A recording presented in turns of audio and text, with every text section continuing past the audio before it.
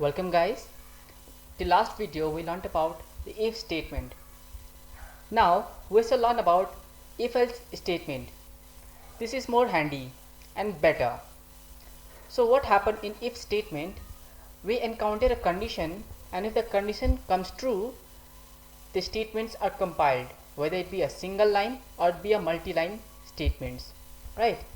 But what if the condition is failed and we need all other conditions to give only one output, right? It means, suppose if this statement comes to false, I need only it executes as no other result found. For that we can use if else statement. I think it was not sufficient to understand, so let us come with this thing. Okay, so in the last time we did a coding for odd even number, right? There we wrote if statement. If a modulus 2 is equals to 2, that is the remainder. Here if we found 0, then this will print this block of code, and next it will check if a modulus 2 equal to 1. See, we can also use this way, na? A modulus 2 equal to 2. That means if a remainder is 0, then it will come into this curly braces and it will work with this function. But what if this is false and we need, for all the false statement, we need only single result?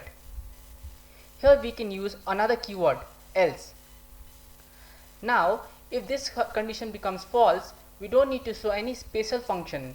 If a modulus 2 equal to 3 and all, it is not required.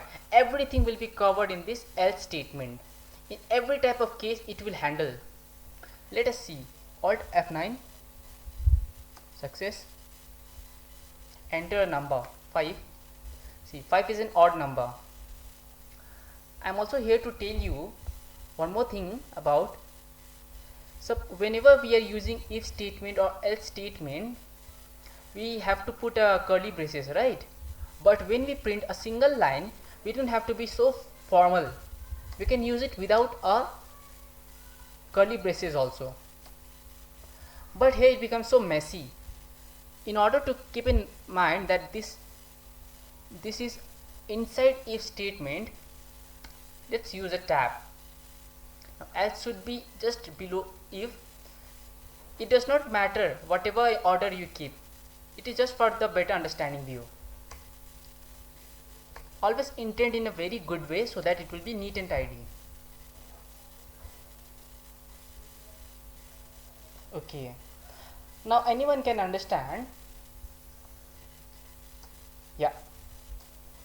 Okay, what happened is, we took the input in A and we check the condition if the remainder is equal to 0. If it is so, then it will print only it will print that it is an even number.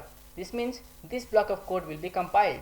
And if the statement this a modulus 2 equal to 2 becomes false, then it will skip the whole 2 line and jump into this else part. Else will cover everything. If any condition becomes false in the first one, then else will cover everything. I'll come up and solve you in the next video about more.